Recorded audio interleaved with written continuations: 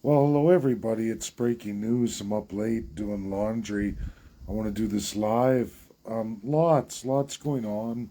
Lots wrong with Canada, and there's some interesting things here. Donald Trump, which is the biggest news of the day, he wins in the Supreme Court to run in Minnesota's college electorate. He can go through his primary, and he will be on the presidential ballot in Minnesota, regardless of the election fraud cases before him and how they're going to go. So, out of four states right now, that Donald Trump may be removed from the college electorate, meaning even regardless of criminal, he would have four states removed from him. That list is now down to three. The Supreme Court of Minnesota said, regardless, he can run in our state and go for the college electorate should he win his primary, which I think he will. So that's one out of four states. And for people who don't get this, I know a lot of people don't understand geopolitics, they don't understand the American system. When you want to run for president, you need the sovereignty of each state to grant you that. Now, they have a system of primaries, we know that. But when you're convicted in a state for a state crime, the state governor can choose whether you're allowed to run or not. And the only way that that can be overridden is if the Supreme Court of the state gives you that, grants you that, according to the state constitution.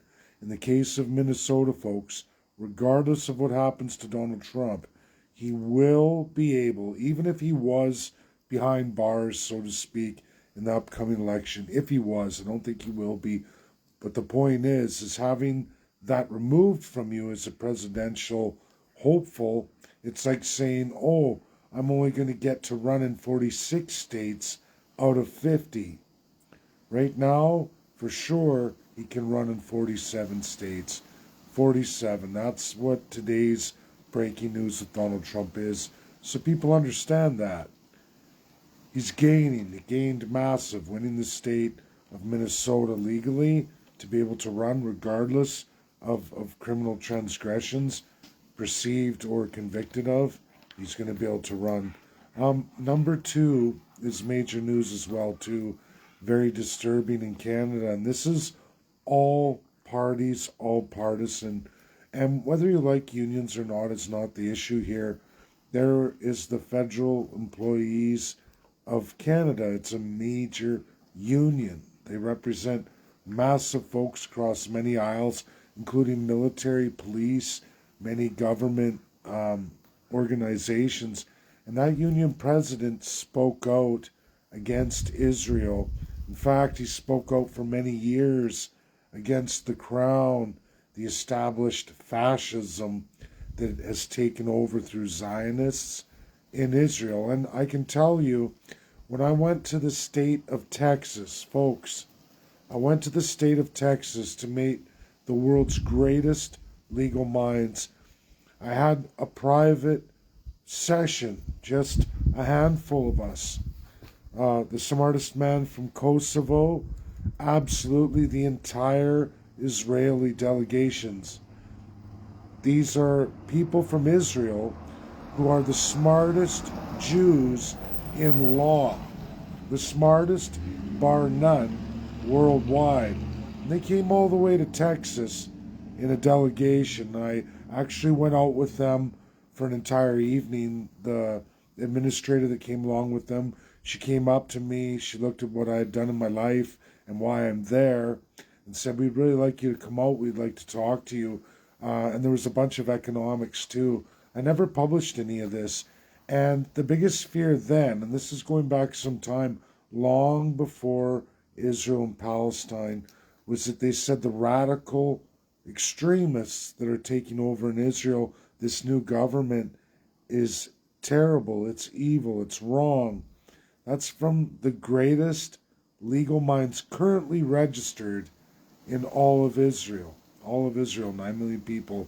I had four of their greatest legal minds. I had a 2-hour session with them in private, not televised. That's behind the closed doors of the University of Texas. And they were terrified. They're terrified of where Israel was going then with the government at hand today.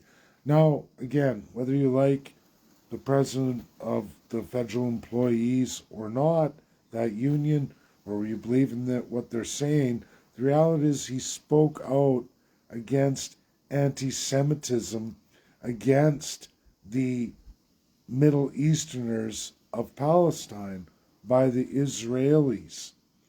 And folks, anti-Semitism is Jews and Arabs alike.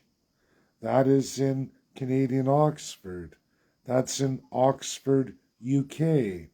That's in Webster's Dictionary, USA. It's also in the Lexicalism. We could go on and on. I could go on and on, but that's the reality of it. China states the same thing. Universally, anti-Semitism is anyone who takes a Jew or an Arab and puts them as the less than human being, like Canada does to its First Peoples. Now, this union leader has been ousted, deemed an anti-Semite, a radical, a racist, all of those things. And I think I'm being targeted now too, folks. And for what? Bringing the truth of the evil of the crown, which does not go by race. They do target races, they target ethnicities, but they have a system of enslaving people in a class structure and keeping a divine elite. That divine elite can be multi-ethnic, multicolor, as long as they are willing to put their own people down lower in the class as slaves, or even worse, put their people into savagery, like what the Germans did to the Jews in World War II, like what the South African elites did to the native South Africans during apartheid. It's the same thing. Now, this union leader spoke out on a lot of things over the last 3 years, like a lot of us work towards. Now, I'm not socialist. I don't believe in socialism at all. And people get confused by that. You have to understand the crown is socialist and fascist. They are both. Which brings me to the third narrative here. What happens with this government, left and right, when it's liberal, conservative, NDP conservative, we can go on, or block, and they all roll reverse. And I listen to people, and they're dead wrong. This is a game. I'm sitting here right now in a hotel. I work in Saskatchewan. I'm from Alberta. I'm just doing a job here in Saskatchewan. I got my paycheck today, and I'm taxed at a whopping 44.5%. My check, 44.5%. Okay?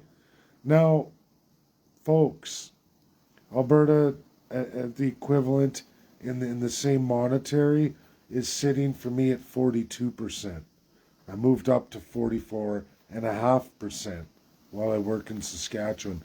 These unbelievable taxation rates on a third-class person like myself, and so many of you, when you listen to somebody like Danielle Smith and her leaked documents talking about private long-term care facilities that nobody's going to be able to afford, which means you're going to have to dig deep.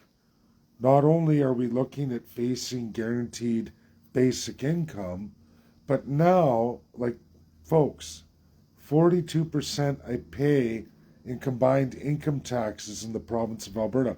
That's not my property taxes. It's not my goods and services taxes. It's not my heating taxes, my fuel taxes, my consumption taxes, my sin taxes, and all the fees, service licensing, permitting, and everything else in my life. And at the end of the day, at the end of the year, you look at how much you save. And I live very tight these days. I live very tight. Last few years have been very tight. It's what you save at the end of the day, and you look at your gross. You look at direct costs that, yes, everybody, and the fun times and the holidays, the political work, how much of it went to taxation. I know for myself alone, I'm sitting at about 63% of everything I earned disappears from me through taxation. I have it all. I have it all. Into sales taxes, all of it, different provinces. And that's a working person, which means I'm left with 37% of what I grossed to pay my bills, take care of my children, just like all of you. And when you start looking at that and you analyze these countries, and someone like Daniel Smith says, hey, we're going to take a major portion of long-term care, senior citizens and people who qualify, and we're going to toss them off. So now, what are my taxes paying for? Because I know those whopping income taxes I pay, almost half of it, nearly half of about 42% of the total of my income taxes is directly related to health care in Canada, like long-term care facilities, which I don't use, but I think my parents could possibly end up in that situation, or other family members that I'll be directly impacted by, and I'll have to organize that. And I start looking at it, what is that going to cost my parents or other loved ones, and how much am I going to have to now fork out on top of that taxation that I pay for these systems at an incredible rate, at an incredible rate. And I think that's the real problem I have with so many Canadians and their blindness, especially the left. This is something of the left, but it's a left and right game. One taxes you in the promise of all these things, the other maintains the taxes, gives a very small, minute handback of taxes, and people clap thinking they got something wonderful. But then a mass amount of privatization happens where it's literally things the taxpayers own that make money that we now have to fork out of our pockets because the government sold for pennies on the dollar to rich friends of theirs who are going to get richer at absolutely your expense. And I look at the taxation.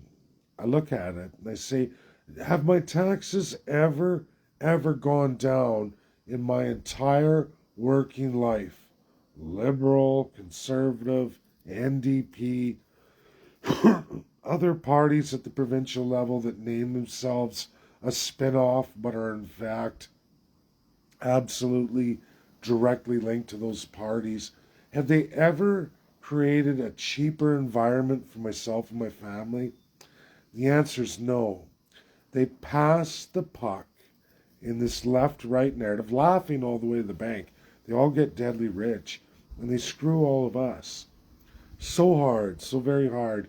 So when we get into this new idea of long-term care, private facilities in Alberta, I've got to ask, is 25% of my provincial income tax going to come back as 40?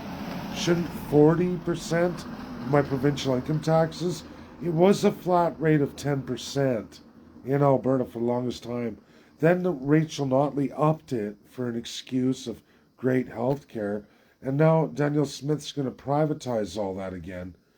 When does that 12.5% that I've been put into get knocked back down to at least 10%? Should be knocked down to 8%. Honestly, if we lose our health care to any major way, it's like I don't expect to pay more than 1% or none. You want to collect taxes, you have to show me what reward I get for the taxes I have to pay, because I won't see it. If you take away health care like that and to that magnitude, I won't be willing to pay any provincial income tax. And I can tell you all, those who run down the United States of America, most states don't even have state taxes. They have franchise tax, and they have explosive, when I say explosive, they have explosive revenues from royalties, not just oil revenues like every Canadian seems to circle around, all the media programmed to circle around, which does pay really high, but it's a joke in the United States. Even Alberta's mighty royalties on oil is absolutely a joke in the United States of America. All 50 states, you can't find one that has such a low royalty rate as Alberta in Canada. Can't find one. not a one.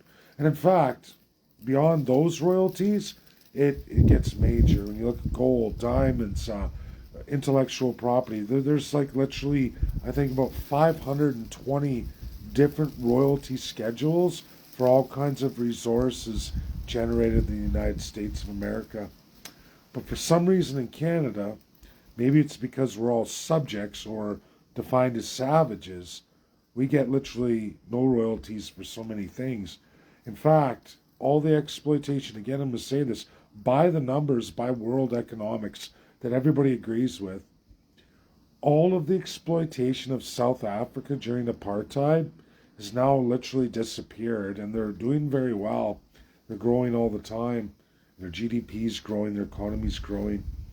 But all of those exploitations by those crown powers, those elites, those foreign companies, transitioned away from South Africa to the next best thing. That's Canada. That's Canada. And anyone who speaks out on that socialist, fascist state of things here in Canada, you're targeted.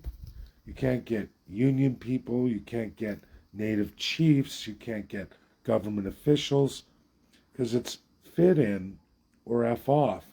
And if we can't get you to F off, we will destroy you.